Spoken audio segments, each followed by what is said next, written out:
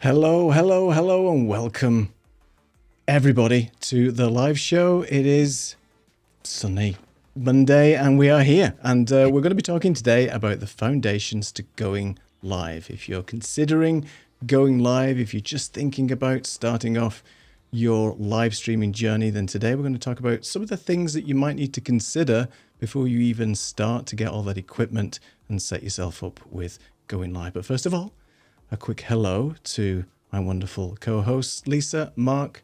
How are you both doing? I'm doing well. Mark, how are you? Yeah, I'm doing well. Thank you. Nice to see you both from sunny UK, which is a very exciting thing to say, especially in May. Is that why it's all yellow around us, because it's so wonderful and sunny around these parts? Yeah. Good. Yeah, I've literally got a beach on the floor just behind me just to keep my feet in the sand and pretend that I'm actually in Portugal or LA. If I see a beach ball go over, I know something's happening. So tell us a little bit about your week. How's your week's been? Let's start with ladies first. Lisa, how's your week been? What have you been up to? Week's been good. It's been busy working with clients and reorganizing my studio. So I boy, it's if you saw how things were pieced together and hanging behind me, you would laugh. Thank God for cardboard boxes to lift things up. So anyway, Wonderful. But I'm here. Can still do a show. It doesn't matter. This is what we teach, right? The principles of doing everything Exactly. with a bit of Heath Robinson. You don't have to have everything set up correctly. And look, Lisa looks great. It's a great studio. You don't know what's going behind the scenes that are in front. You don't even see what's going on. We don't need to know. Let's not talk about that then. So, moving swiftly on, Mark, how's your week been? What have you been up to? It's been good. I was very pleased that my sponsor of my podcast is renewed for another year, which is fantastic. So we are on air for at least another year, which is brilliant. I'm lucky to have lots of guests who want to be on the show, so we're all good. And it's a good demonstration, really, that having a sponsor doesn't necessarily mean you need 1 million downloads an episode. It also means just having someone who believes in the content that you're doing and wants to kind of support that. So that was fantastic. And the rest of the week's been kind of very music orientated. I have there's a summer season opera company that I work for, and I've been putting the final touches of that. I'm fixing all the musicians, so we've got 100 odd musicians across 3 operas. So yeah, fine tuning all of that, and the first rehearsal is tomorrow morning. So it's been fairly full on for those sort of last minute things that needed organising, but still managed to get the podcast out. We're still here tonight, and yeah, that's the great thing about having a portfolio career, as they say. Excellent. And you're going somewhere this week as well? You're going to a podcast thing this week, is that right? I am, yeah. It's the podcast show in London this week, which is very exciting. So I'm going to go and hang out with a few people in the podcast world that I know, get to speak to most of the big companies there. It's sponsored by YouTube and Spotify, and Captivate, who I host my podcast with, they're going to be there, so I get to chat with Mark and all the people in the team, which is going to be really good. And there'll be some brands there as well, so I might go and have a little look around the road stand and very nice. a few other things, and dangerous. See what I come back with. Keep that not just card information, away. probably. Well, just send us some photographs of your new gear that you're inevitably going to buy at the podcast show. Yeah, I'm sure that'll be the case. And speaking of Lisa with her cardboard boxes, I'm not saying what it is because you can't see it, luckily, but there's still the odd thing in my studio that's being supported by a book or something, despite the stands I have on order in my Amazon basket or whatever. So yeah, it's true for all of us that, you use what works and then you expand and build around it. I'm for books and cinder blocks and whatever. Cinder blocks. I might draw the line at a Cinder cinder blocks. block. But okay. No, it Wow. lifts things up. It does. Bricks, why not? And it's very sturdy. Sorry, Mark. It is. It's not going anywhere. Well, and Lisa will know from her TV days and everything is the fact that, and I certainly know from the theatre and all of that, is the fact that what you look from the audience always looks amazing, but as soon as you just go offset, you wouldn't believe what the actual reality is behind the scenes. It's a complete janky. mess. It's a complete mess. Well, speaking of stuff, Very janky. I've got a monitor down here that I use for like sort of a confidence monitor to look at the Econ Live thing. And I joking aside, it's propped up with a very, very old stool from like the 1930s, this rickety thing. But I couldn't have a stand. I couldn't find a stand or a bookshelf or a bookcase to fit this thing on. So you have to make do with what you have. It serves a purpose. Nobody else can see it. Even I can't see it because it's below the monitor. Anyway, this is what we teach. Yes, you can just use whatever you have available to you to start your YouTube live streaming journey. It's entirely up to you. So today, we thought we'd strip it all back. We'd take it all back to the sort of the fundamentals, the foundations of going live, thinking about doing a show, creating some content. You may have something that you want to speak about, let everybody else know about it. But we've done this. We've all started from scratch. Even Mr. Beast starts from scratch. And I've got a story about him a little bit later if we have time, which is interesting, and how he sort of started his YouTube journey, if you didn't know this. But what we wanted to talk about today is if you are considering putting on a show, whether it be a live stream, a recorded, a podcast, whatever it might be, maybe there's a few things to consider first before jumping straight in. The three of us got together, as you know, a couple of years ago now and decided it would be a good idea to hang out and do a show. At the time, we had some thoughts around what we might want to do, but then that morphed into something else. And here we are now with iteration number 2 of our show, helping you guys with your live stream and your video production. So let's talk about some of the things we should be considering before we even start to setting up our YouTube channel and things like that. So who would like to start first? Lisa, maybe you've worked with a lot of people and we do this as ourselves. So maybe one of the sort of first things to think about before you even go down the live streaming or pre-recorded journey. Yeah. Well, I'm going to batch it all together. You have your idea, you have your audience, and you have why you want to do it in the first place. And all three of those things have to come together. So you may have a strong idea of something that you can teach or something that you want to share knowledge of, or how you're living your life right now to share with other people in that same time frame. And so figuring out what you want, and then who do you want to talk to and who do you want to help? And why do you want to do this? Like, do you want to do it because it's going to be a fun hobby and something to keep you busy? Do you want to do it because you're thinking you want to monetize it at some point? Do you want to do it because you just have this urge to get out there and share your knowledge? So we will eventually take you through all of that, of figuring those things out. But until you know those things, you really shouldn't move forward. And I think you guys will agree with me with that. Yeah. So definitely. I mean, I think you may not even want to ever put on a live show. You may have something that you want to talk about and pass on to your audience, but that might not be in the form of a live show. It might not even be on YouTube. You might not be on video. You might want to consider writing.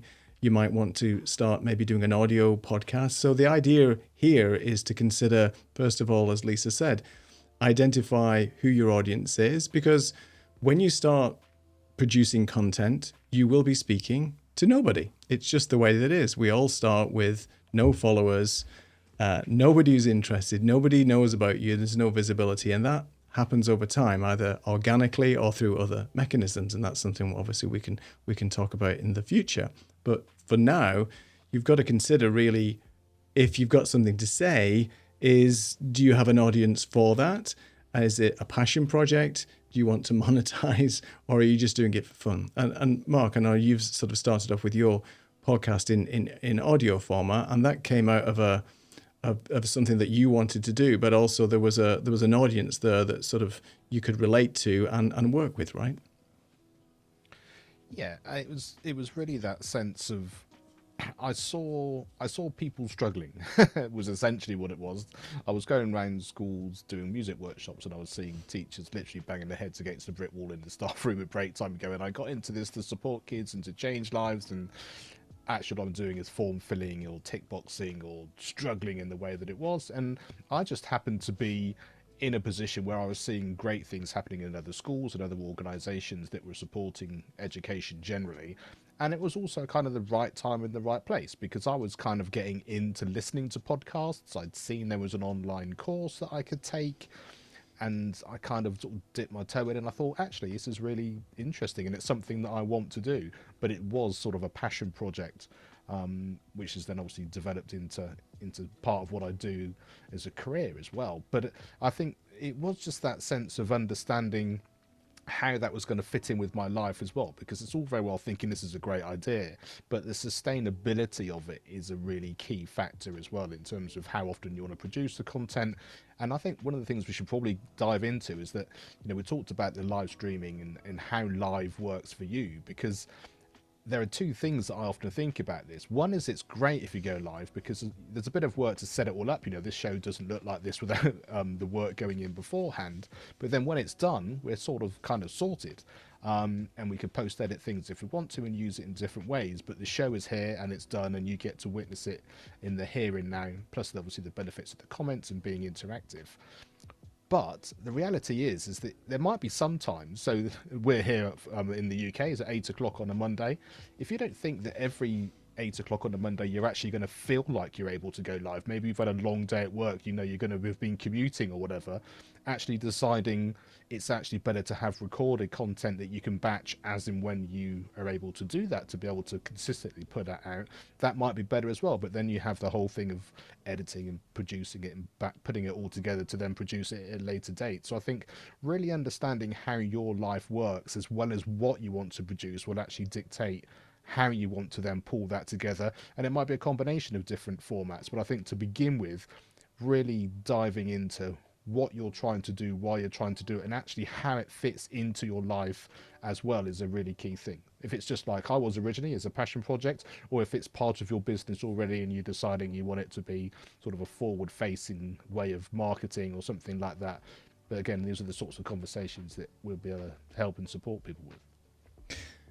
Definitely. A lot of people have an idea, but they don't really consider how to take it forward. So as you mentioned, you turned your sort of passion project into something that's more sustainable now, and is obviously bringing in some revenue for you. And I think people sort of go at the YouTube game maybe a little bit in reverse. They're considering, let's create something, but have no real long-term idea around what to do with it. I see a lot of people create YouTube channels and they just hang out, have some fun, talk about what they want. They don't really care about the subscribers and the views, but they're putting a lot of effort into it, but really they're not getting a lot out of it. Maybe the enjoyment of actually just producing the content is enough for them. But I think there's two types of people, right? Are you creating a YouTube channel or some content, recorded live or otherwise, to be part of a business? And are you expecting to get monetized and it be a revenue generating system for you? Is it a lead magnet for generating sales to promote something that you're already doing? Or is it purely just for fun, that you've got something that you want to talk about, that you may have an audience for, and a shared interest with somebody else? And I think those are really the only sort of two things when you are creating something, which two avenues you should be going down. Because if you're not going to make it and treat it as a business, then it will always be just a fun passion project for you. And I have people coming to me a couple of times recently, considering turning something that they're already doing into either recorded content and getting more of an audience, but they're actually thinking about it in a sales perspective. They're using it as a lead generation mechanism, as opposed to just having it as I'm just going to do this for fun. So maybe we should talk about the differences really between creating content and publishing it in a recorded fashion, and then actually doing something where we go live and getting more sort of audience interaction and so on. And what are the sort of the fundamental differences between those two? And if you are considering doing something from a content perspective, what should you choose and why? And I think you've mentioned before, Mark, that the hybrid model sometimes works depending on how you're feeling, but maybe there's a path that people want to take that's always going to be live or it's always going to be recorded. So maybe we can talk about the benefits and differences between those. Go ahead, Mark. I think for me, having the chance to organize your life in a recorded sense is good, because it's easier to plan out and to curate, because if it goes well and you've recorded, let's say you've got 5 videos but you've actually recorded 10, 5 of which weren't so good, or 2 of them which end up being one that you can amalgamate, you have more options to kind of make that what it will become and how you want it to be. If it's live, it just ends up being what it is, and if it happens to be a complete disaster, there's nothing wrong with that. That live is live, as they say, but it does also mean that it may not be something you can then want to reuse or you want to use and publicize again, because it was what it was, but maybe it's not something as polished as you want it to be, again, depending if it's a tool or whether it's something you want to help from your business point of view. There is actually another thing I wanted to mention, which is sort of 2 sides of a coin, and that's, you mentioned there about if it's sort of a hobby or if it's something that's for you as opposed for someone else, and I think that's an important distinction as well. If it's just a hobby and you want to hang out and have fun and it's kind of about you, then you'll get certain people that might want to be part of that, but I think they may drift off over time. If you're actually there to support people to solve a problem, as they say, when you're setting something up, then you sort of have the opportunity then to bring people in, because the more problems that you're solving, the more things you're able to help people with, the more people will probably use that as a way of telling other people about it, because you've helped them, and that word of mouth, as well as the algorithms and all the things that go with that as well. So I think both sides of that coin is important too. Definitely. Lisa, you were going to say something as well, I think. Yeah, I'm going to talk about the hybrid model. And I'm going to go back. I used to have a cooking show, and we did both live, and had an audience, and actually had an audience in my kitchen, and then had an audience coming in from Facebook. And then I've done the recorded. And I think it depends on what your end game is. And I look at YouTube, every video you put out, be it live or video, I look at them as individual businesses, because you have to promote them. You have to, if you're monetizing, each one will eventually make money from various sources, AdSense, whatever else there are, to help it make money. But I think you have to think about what the end game is. For me, with a cooking show, the recorded videos, the way I had to put them together so that the audience can understand what to do, and it was a teaching video and it was a process, that was a specific thing that I was trying to achieve. With the live, it was more about community and having people come and hang out and come cook with me and ask questions while I was cooking. So again, think about your goal of live versus video versus hybrid. Sometimes we'll go back and forth. And also, as Mark was talking about, your time commitment and not getting burnt out, because it takes a lot. It looks like you're just turning on the camera, and it's a lot more than that. And once it's done, you're not done, because now you have to do the editing and you have to get it uploaded on YouTube, and that's a whole process. And then you have to put it out on social so you get the eyeballs for people to watch it. So it isn't just turning on a video, turning on a camera. There's a lot of moving parts, a lot of components. So again, going back to what's your end goal. Yeah. I mean, there's a lot of videos out there about whether you should be making videos, which is quite ironic. And if you go back maybe the pre-pandemic era, before everything blew up, because I know that's when a lot of people sort of decided to go live, because that was the only way sort of to start getting sort of content out there and connecting with people, because we were all in the same situation, being locked down. I think there is I've lost my train of thought now, what I was going to say. In terms of lots of videos talking about whether you should go live and whether you should actually start a YouTube channel in 2025, if you go back before everything kicked off with the pandemic, it seemed to be a much easier space for people to find their voice. And it was easier, I think, to start creating content, being consistent, and then finding your audience. But because there's a lot more people posting stuff now on YouTube, there's some crazy statistics around X million of minutes of video get uploaded, every second on YouTube. It's crazy. You've got to sort of carve out more of a, I don't want to say niche, but you've got to carve out your voice and maybe think about answering questions, delivering value, or solving problems for people, as we spoke about. YouTube is the second biggest search engine in the world. And I know from myself that the first place I will go to if I'm trying to solve a problem or trying to know about something or trying to find out something is basically just do a YouTube search. Or if you do a Google search, it's going to come up with a bunch of videos because people are solving problems, answering questions through the medium of video. So this model where Lisa was talking about hybrid and going live and pre-recorded, there's lots of things to consider when you are thinking about doing, let's just say, a recorded video, because people might not want to do any editing. So with pre-recorded material, camera angles, setting everything up, scripting, and so on, there is a lot that goes into creating videos. And people might not want to just do any editing. So that's why a lot of people, I think, the easiest way for them to start getting content out there is to either do a one take or just go live.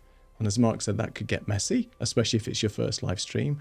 But the point is you've got to really consider what the effort is that you want to put into doing this as well. And when we've spoken to people around, well, I want to start a channel, I want to do something, these are the sort of the questions that we would ask somebody. So are you okay with doing your own editing? If not, you'll have to get an editor.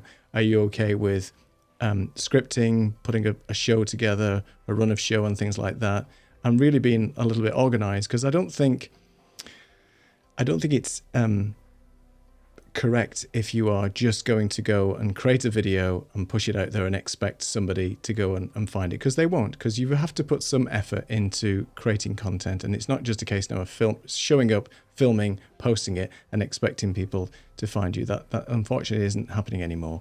So I think having some sort of structure, some sort of process, some sort of workflow, and you can apply that to both live and pre-recorded, is really important. And that's how we create these shows, not necessarily this one, but other shows that we've done in the past. We've obviously, when we've had guests on and we've had questions and we've had a structure, we've had to work to make sure that we know exactly what we're talking about throughout that show, and we are delivering some value when we are actually recording it or when we're actually going live. So maybe we should let people know what our sort of workflow is, or what it used to be when we had guests, just so people can understand maybe a little bit about what goes into that.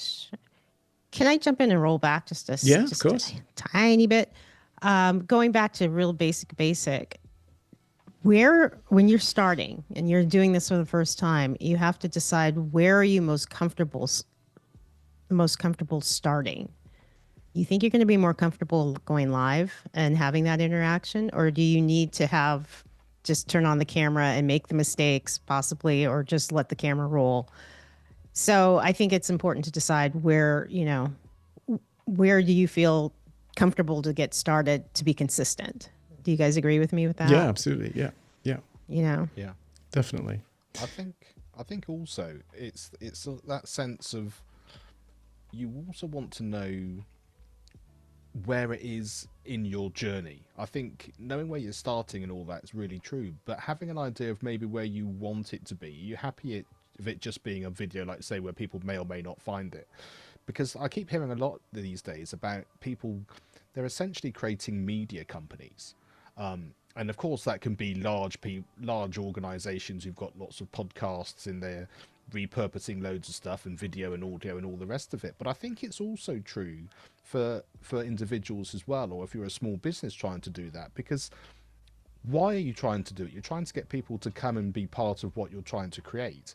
So you have to think about it in terms of, what socials do you want to be able to do? What clips do you want to be able to do? And it's not about being everywhere, but it is about remembering that you're trying to sort of capture what you're trying to get across and what you're trying to help people with, or make sure that people know what you want to talk about and where they are going to be. So I think you have to think like being a small media company from the offset as well. It might just be, I'm going to create a video and I'm going to do one post to my favorite channel.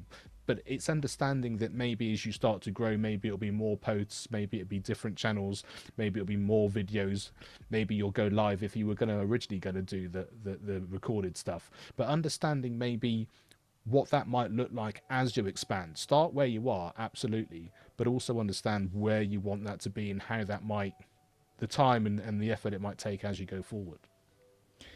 Yeah, one of the to that point as well about making sure you understand where you are in your own journey. There is a time element, as we spoke about, that comes with creating content.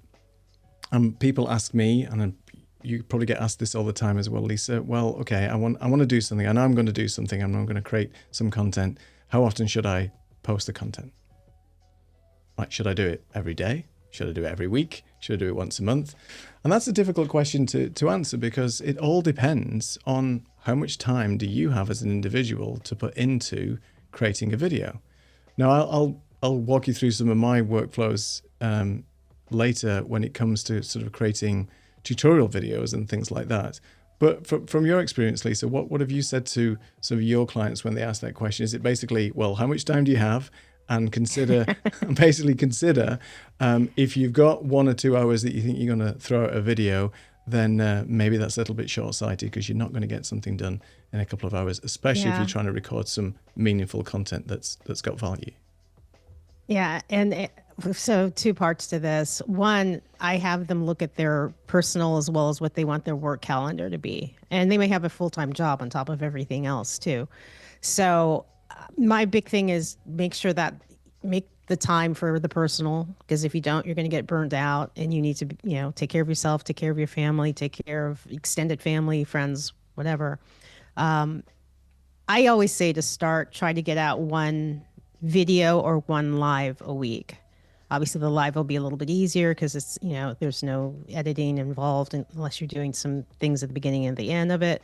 But I say do 1, because if you can consistently do 1 a week and meet that goal and get a rhythm of that, and still know that you have enough time for yourself, your family, your work, that's the happy, sweet spot. And I think the 2-part was, are you going to go live or are you going to do a video? Which I just said, because going live is going to be easier. So there comes that decision making of how you want to get the content out there. So take your personal into account and your health. I'm all about the, preserving self-care while you're trying to do this, because it's a lot. Again, a lot of moving parts. It can be done. You guys know that. So. Can I also just mention there as well the sense of when you're going to start doing this?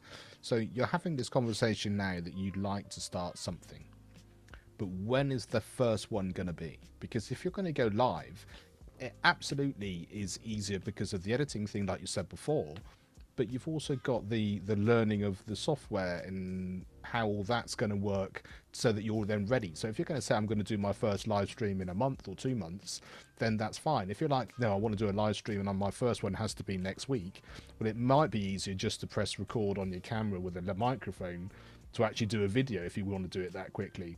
It might not. It depends on what it is that you're learning. And then if that kind of takes us into the whole equipment thing, is it, if you need it to be quick and easy, maybe having a simple camera and a simple setup is going to be good, because you have control of that at the beginning with a bit of knowledge of what you're trying to achieve, rather than, I'm going to get all the gear and have all the bells and whistles, but I'm not going to be able to start for 6 months because I need to learn how to use all this stuff and put it together and actually, before I can actually create anything. Well, but I'm gonna jump in, because you could just start live with your camera and do a live stream. Do you know what I'm saying? Like you're watching our show right now, and we've got all the little bells and whistles, and it's flipping back and forth, and, cutting between all of us. And this is a specific program we're using, a software we're using called Ecamm. But you don't have to start with Ecamm. You don't have to, you can just, this thing here is powerful, and you can just go live. And if your message and your content is strong, that's enough. Yeah. Just look at the amount of vertical content that's out there at the moment, right? Where everybody is just either recording a piece of content, as you mentioned, on their phone, or they're going live on their phone. And it's such an easy way of just practicing. Because I think one of the fundamental things that I would teach people, and I've learned this through bitter mistakes, is basically practicing. Whether you're practicing on camera, you're practicing recording yourself, but more importantly, practice with what you're actually using, because there are so many features on this phone. And as Mark said, if you're getting bogged down with the gear before you even started, then it's not going to go very well. So if you're just going to start recording some content on your phone, then make sure you understand how the phone camera works, and maybe just practice with some nice lighting conditions, or be outside, or just framing yourself, and just record and then play back and look what it looks like, because everybody that is going to see you is basically what you're seeing on that playback on that video. And it's really important to get comfortable with the equipment that you have, starting recording, maybe changing some of the settings to make it easy for you. And that's then less for you to think about when you actually start the recording or going live process, because there's nothing worse than getting flustered with the tech before you even start to record something, because that takes all your creative energy away. And even if you are going live and just want to press that button, then if you're not in the right frame of mind, it's going to come through and you're not going to be your best self. So practice, practice, practice. And a lot of people say consistency with YouTube and all the platforms to go live and record on. But practicing and learning your equipment that you've got, whether it be a phone, the most expensive camera in the world, or whatever mixing desk you might have, practice with it, learn the tools, and then they don't become any problem to you when you're actually doing your recorded or your live content. Because I've failed miserably at that by just thinking, I can learn this on the fly, it's fine. You can't learn this stuff on the fly, it's not that easy. So, but don't be overwhelmed, just practice, learn, and then you'll do a lot better. Yeah, one of the exercises I give the people I work with, the clients I work with, is to just pick up your phone every day for 5 minutes and just record yourself just talking, or talking about the subject you want to talk about. And two things happen. They get used to just having that camera on them, and they get used to the flow, and they get used to hearing their voice and catching the ums or the ahs and oohs and all whatever else you might use as filler words. And it starts to become a habit, just mentally of, I'm turning on my camera and I'm going to talk, so that when you do go live, as Neil said, or you do record yourself, you're comfortable. You're not, getting in front of the camera for the first time. So just little increments always help. Yeah, I think perspective is really important as well. One of the things I do on my podcast is, one of the things I talk about to begin with, I sort of set the scene, explain what's going to go on. But I have that thing about that we're just meeting for coffee or a glass of wine. Sometimes that doesn't work, because especially if you're on the West Coast, it's like breakfast time and they're thinking, what? He's talking about having a glass of wine? And like, it's the evening for me, it's fine. But anyway, it kind of breaks the ice, but also it kind of, oh, well, that's all right, because I'm used to having coffee. I'm used to meeting in a bar and chatting about what we're passionate about. And then immediately you get the sense of this is a conversation. And, I've done 400 odd episodes, so I'm used to doing that. However, I was just thinking today, we were talking about how we're going to start structuring this show and what we're trying to get across. And I was, we talked about, we could have this run a show and that run a show, and should we cover this and should we cover that? But then all of a sudden you're getting away from what we started, which was the three of us wanted to hang out, have some fun, share some great insights that we've gained over the time, and support people. Well, that suddenly feels very different to me than we need to do this, and this because it needs to look a certain way. And of course, the two things do combine, but I think that initial starting point of how you're feeling about what you're doing it and why comes across, and it also is going to give you more insights than you probably first think when you're sort of, like, say, getting started. That's a really good point. I think don't overthink everything, because right now, if you're just starting off, I have to break this to you, and you've heard this a million times, your first content is going to be not great. It's not going to be your best, because over the years, as you gain confidence, experience, and learn more of the intricacies of either the tech or your workflow or where to post, then that's going to come through. that confidence, that polished way of presenting is going to come through. But initially, your first videos aren't going to be great. Go back and look at the likes of Sean Cannell, Mr. Beast, all the big YouTubers that have started with no subscribers, just like everybody else here, and how they've iteratively gone through over time, gained experience, gained millions of followers, and then also gained teams and people to help them. And that's another point for another show, but there's also a point in time where if you become successful and you are pumping out a lot of content on a weekly basis, then you may need to look to other people to support you and help you. Because being somebody who does all the content on their own, as the three of us do, we're all individuals doing our own content, working with clients as well, doing their content, it does become a bit much. And there comes a point where you might have to start pushing some of that work to somebody else, whether it be editing, whether it be having a virtual assistant, or even an AI assistant now.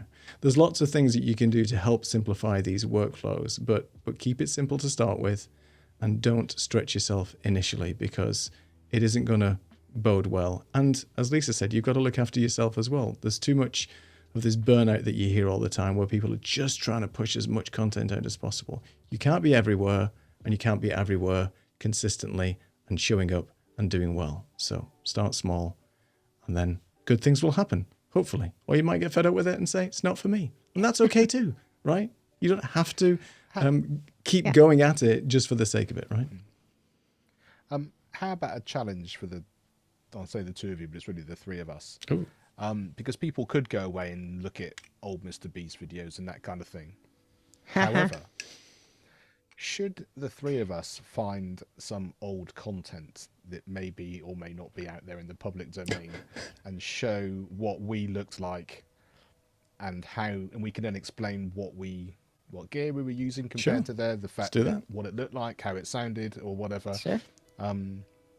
Because a lot of what we've done on this channel, like I said, has been in the last sort of couple of years. So it's had different iterations, but we've sort of started from a certain amount of experience. But I've got ones that I was looking at recently, which was related to my sort of drum tuition and whatever, just helping parents with a couple of things. And I thought, I can't believe, because at the time I was like, this is great. I'm really definitely doing stuff that other people aren't doing. And now I look at it and go, not so sure I'm going to share that one again. But I thought that might be interesting for people, just to sort of see our journey as well from a practical standpoint, and we can talk through the thought processes and maybe the tech as well. Bring it on. I'm happy. I've mentioned to you before that I had this older channel called I'm not going to mention it here, I'll show you later when we do the live thing, but it's an old retro channel that I was really interested in, old computers, Sinclair C5s and things like that, and I only had around 5 or 6 shows at the time, but it was a project that I wanted to do, but the camera gear was old, the green screen techniques, if Martin McKenna's watching this, he'd have heart failure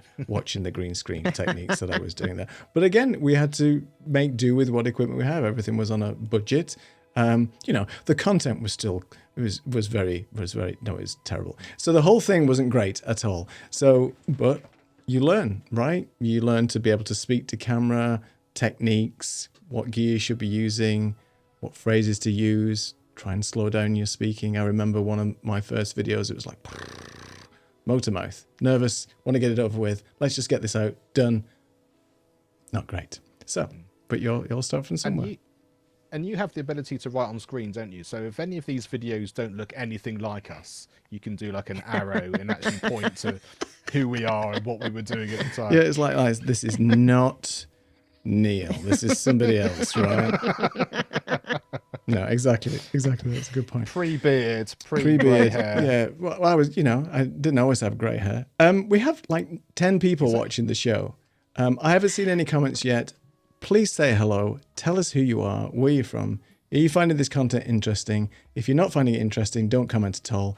We know how it works. I'm just kidding. But we've got people watching the show. Just come and say hello, because I haven't seen any comments yet. If they have any questions too. Yeah, any questions, because we're here. That's what we're here for. Because obviously we've all started our own thing from scratch. And do you know the story about Mr. Beast, by the way? While we're waiting for any comments, people are saying, do you know where how he started and so on? I was listening to an audiobook the other day on viral marketing. viral videos. And it's a guy who's done a lot of work with Mind Valley and other sort of big organizations. And he's written a few books, and his name escapes me right now, but I'll put it in the comments in the description later. And but before I go into the story real quick, do either of you know how Mr. Beast started? No.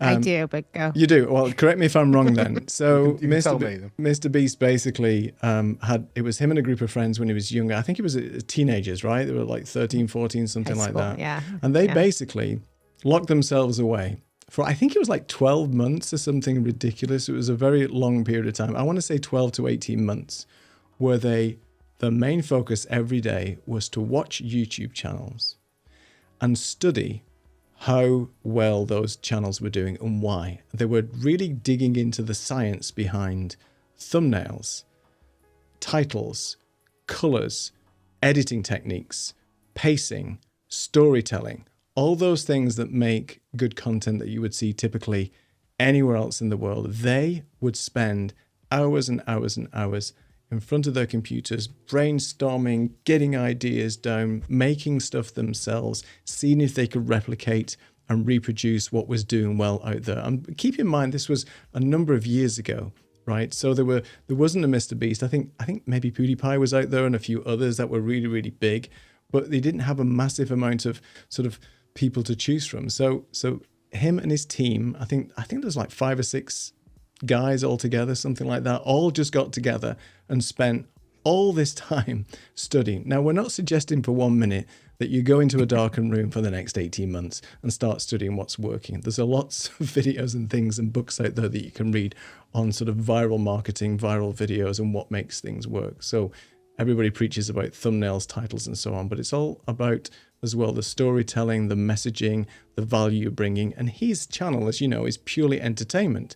I mean, obviously he's a multimillionaire now because of all the sponsorship deals and affiliations and things that he's got. But he started off with the idea and the intention to create some viral-based content that would propel him and his friends into stardom. And they put in all that work. They could have been out, partying, drinking, having fun, but they decided to knuckle down and basically research the hell out of YouTube. And as you can see the results for themselves, he's the biggest YouTuber in the world now. But is that the pretty much correct, the story, or is there things I've missed in that? Yeah, it's no, it's pretty much correct. And it's interesting if you watch, talking about thumbnails, the evolution of thumbnails, because for a while everybody had that, that mouth open thing. And that came from him. Yeah, exactly. Yeah. And everybody copied. And so if you look at some of the things now, it's toned down. There's an evolution that has happened. And yeah, I hate that. No, I don't like that. Yeah, like, what are you pointing at? It's not what are you pointing at? What are you doing? What are you doing? Yeah. But all of that, the thumbnail, the description, how much time you have in the beginning of a video, and it's down to 3 seconds to catch people's attention. So that's the time of a gnat going by you. Yeah. Exactly. Exactly. That's a really good point. Yeah.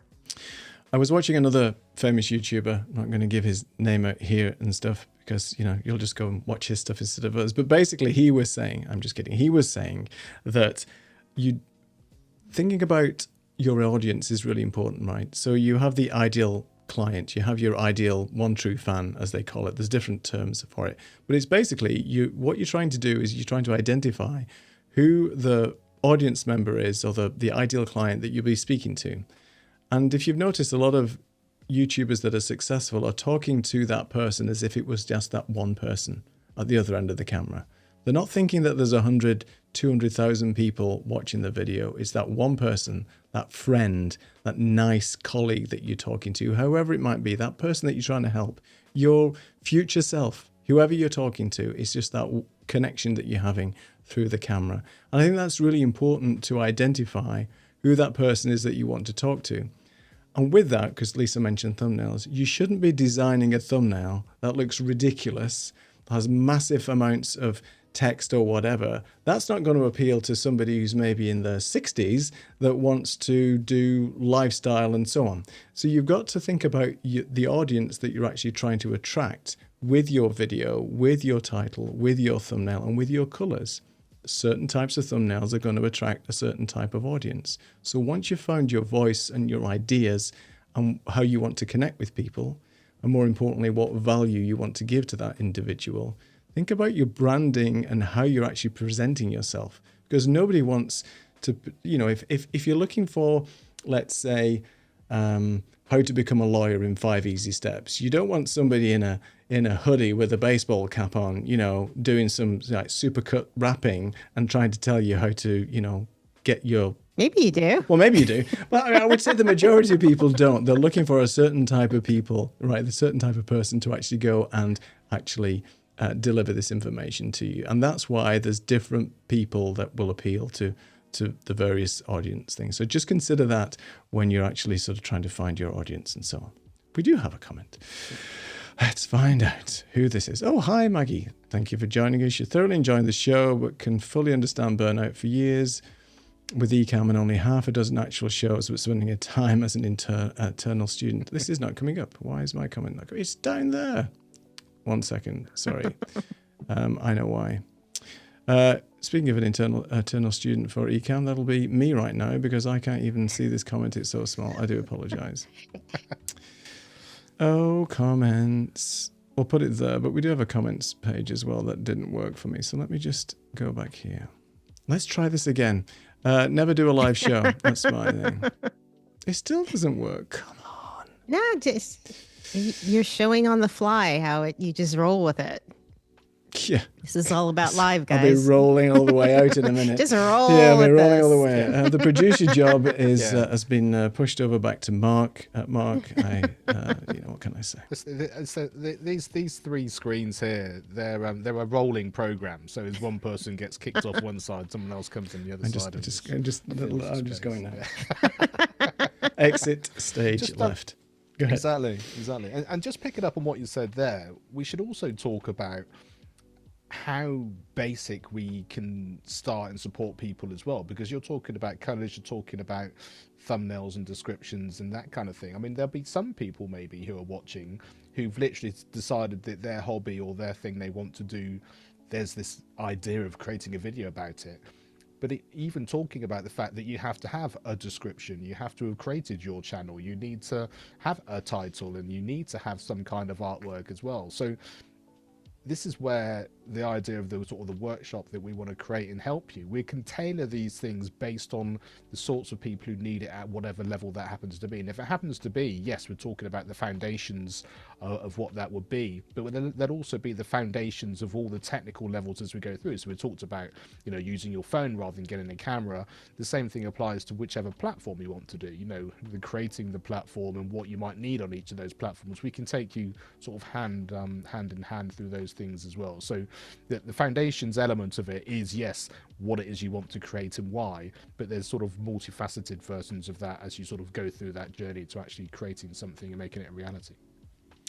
And platform choice as well is something that you'd need to consider, and that's definitely something that we can help you with, because yes, we've been talking a lot about YouTube, and yes, YouTube is the biggest platform for video and live streaming that we're very familiar with and we're all on, but obviously there's Instagram and TikTok and Facebook and so on, and it's wherever your audience, and Substack, of course, so we're on right now. Substack, of course. And it all depends on where your audience is as well. So some people's audience, when they find what they're actually wanting to talk about and find their voice and so on, their audience might be not even on YouTube. They may be sectioned to specific groups on Facebook, for example, that they frequent, or they might be all in on Instagram, or they may all be on TikTok.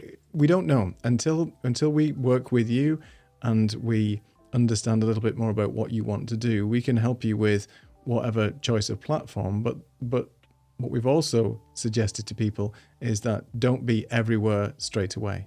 Pick a platform and go all in on that to start with, because being all over the place in different platforms is difficult. Each platform has to be tailored to a specific audience. It's a different style of video. It might be a different way of framing. Again, the content, titles, things like that, they're all different on these different platforms. So we can help you pick a specific platform, stick with that, and then we can help you do as well as you can on that platform to start you off. Yeah. And to piggyback on that, what platform do you like? Like some Yeah. people don't like certain platforms, so don't go somewhere you're not going to be, enjoying yourself. The other thing we can help you with is as far as tools and specifically AI tools to make your life a little bit easier if you do choose to edit or you do choose to create your own graphics, whatever. We can guide you to the things that, are easy and robust to use and that a lot of people do use. So we have recommendations for that. Yeah, and we all use different tools for our day-to-days, but we also have a lot of common tools that we use. So examples, we all use Canva for a lot of the work, but we all like different AI type of tools as well. And AI is changing the game and it's making things a lot simpler for people. And it's also making things a little bit difficult for people because people are a little bit scared of what the possibilities are with AI and not necessarily understanding how to get involved with that. So AI is definitely a big piece of all our workflows to a certain extent. Even you guys out there who'll be sort of doing things day to day might not be realizing that there's some AI component behind that. But we use AI and various other tools to help us simplify our workflow. And the idea is that we can help you with this, the foundations of taking you from idea all the way to live. And whatever that is involved, it can be a multi-step process. It can be a simple case of writing an idea down, hitting record and posting it. It could be that simple. It probably is not going to be, but there's a few more steps involved, but it could be. And the idea is to not overwhelm you with all the different steps that you could potentially take. Everybody's going to be different and everybody will attack and look at how they're going to produce this content differently as well. So that's why we're here to help. We're all very different people. We all work in different ways, but as a collective, we know full well what it takes to start a channel from scratch. Basically, that's what we've done. Create content, get it published, and get a following. And that's the important thing that we want to try and help you with. I think collectively, we want to do what we can to remove as much friction from the process so that you do put your content out there.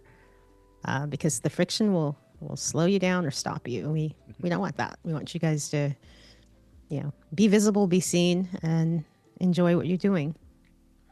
And isn't that really the reason why we decided not just to create a course that's just sat somewhere that people can work through? Because one of the things that even I know, or even I've experienced, is the fact that sometimes I just need to know, what's this setting for that? So our ability to be available to you on a show, in a separate sort of Q&A session at certain times during the week. We've talked about using those various fantastic tools where you can go backwards and forth, sort of almost asynchronous, and it's exciting these days to be able to do that, because what we're trying to do, as Lisa just said, is to support you where you are, and a one size doesn't fit all, and we're not trying to do this is the silver bullet to solve all of your problems.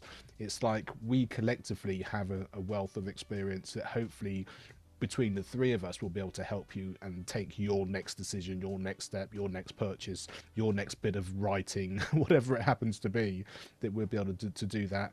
And not just for today, but for tomorrow and on that journey through. And that's exciting for us. And it's kind of how we've helped each other to get to this stage. And I think it's a brilliant thing that we're going to be able to help you with as well. Definitely. It's a different world when you're actually trying to do something on your own from scratch. It can be difficult. There are lots of tutorial videos out there. I know I've created courses and things like that. And as Mark said, people just learn differently. People might just want to sit down, work through a course for a few hours, do the best that they can. But there's always questions at the end of every course, especially ones that I've taken and so on. And the way that we can help you is obviously answering those questions, as Mark said, either through live shows, workshops and things like that. And that's what we want to do. But we're here as well to help you. And we have our own sort of way of communicating with you and giving you sort of some tips and tricks with various posts. So I'll just go to the Substack page for a second just to let you know where to find us. So we do have this Substack page, and there is Mark's latest post, why you haven't started that YouTube channel. How good is that? Because it's just exactly what we're talking about tonight.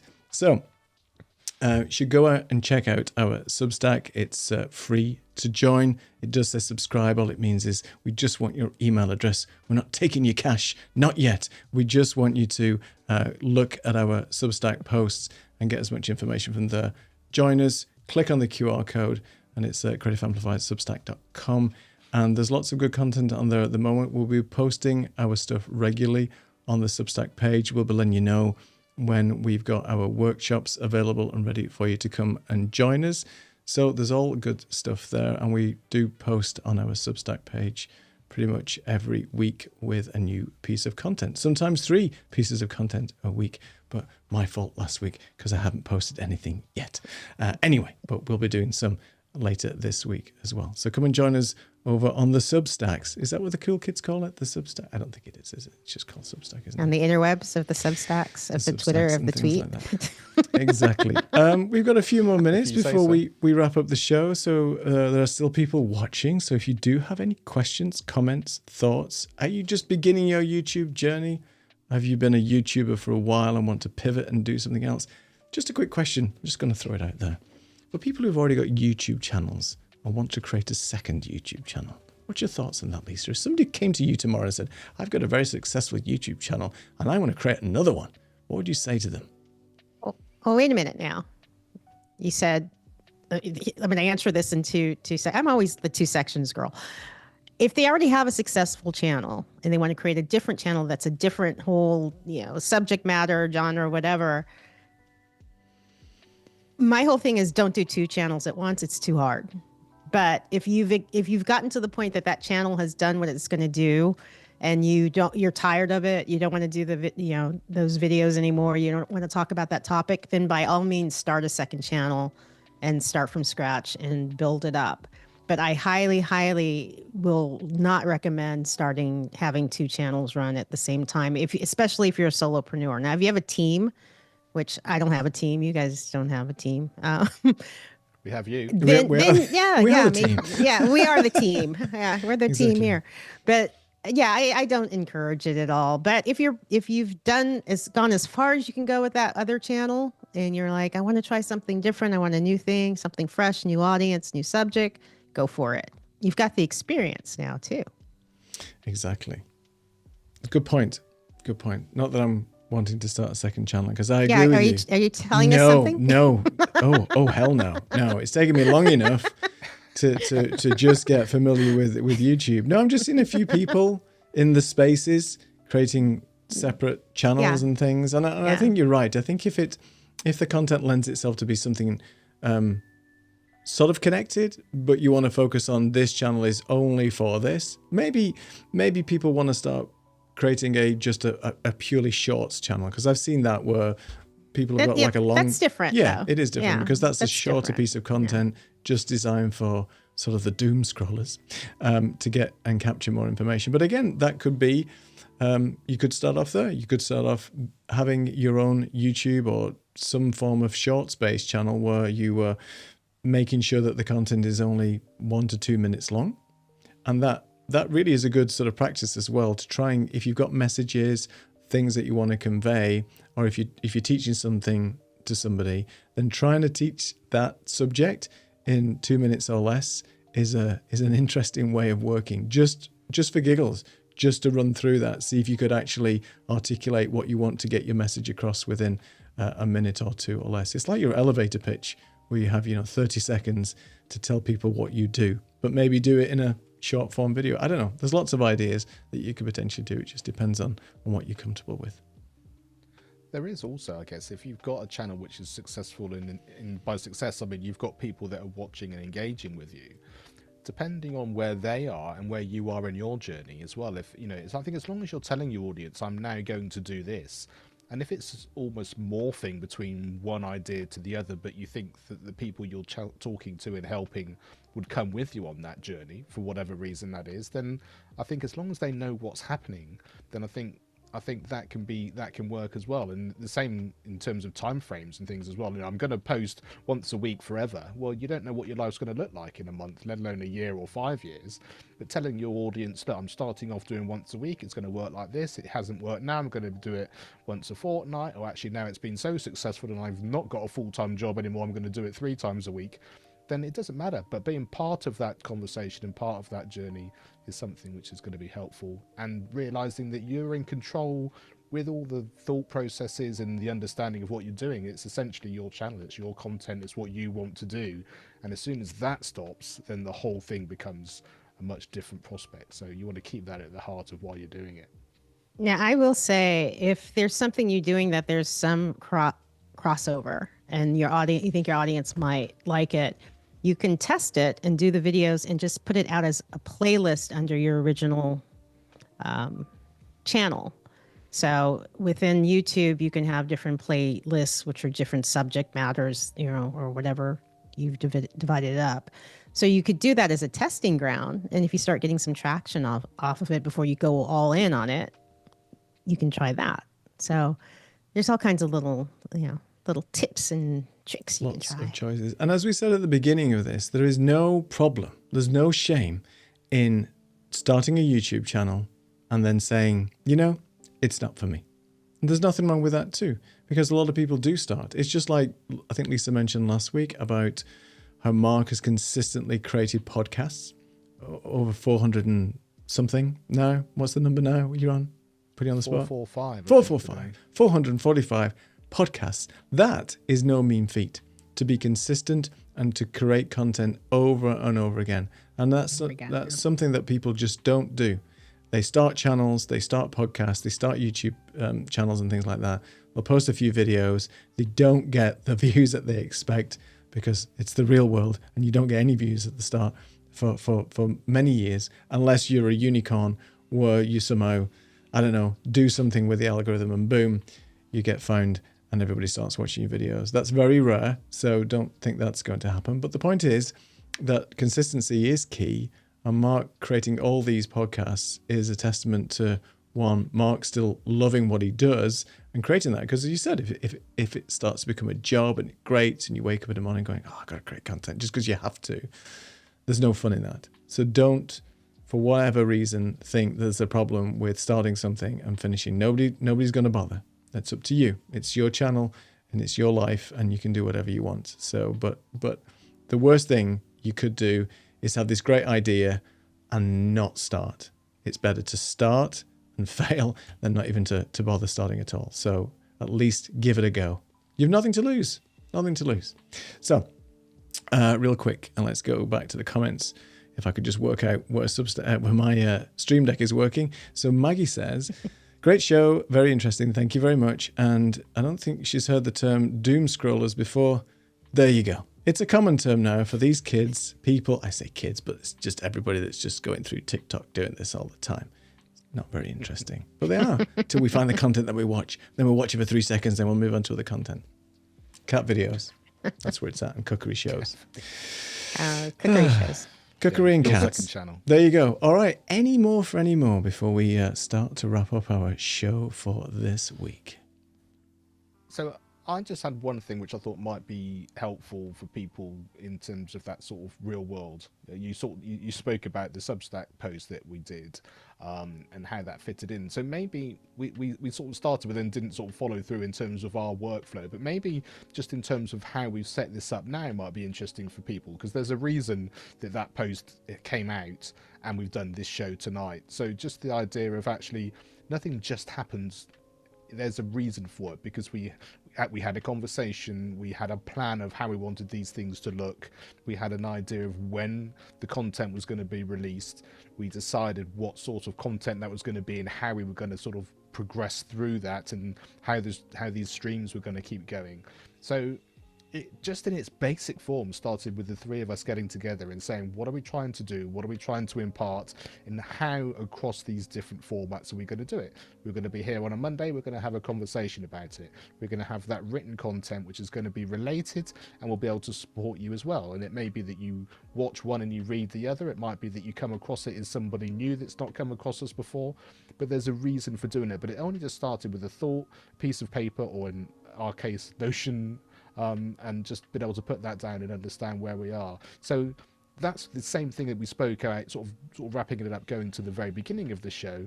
It's just about, what are you doing, why are you trying to do it, and how are you going to make that work? And it just really just needs to be, like Neil said, just a little plan of what it is you're trying to achieve, why you're trying to do it, and how you think this is going to help. And if it works, fantastic. If it doesn't, then you can change it and mix it up. But in its essence, that workflow is as simple as that needed to be, and then, you know, it just multiplied this way in terms of creating the show and being able to do that. But from this point of view, in terms of when we were going to do it, why we were going to do it, and how it was going to be, it really was that straightforward.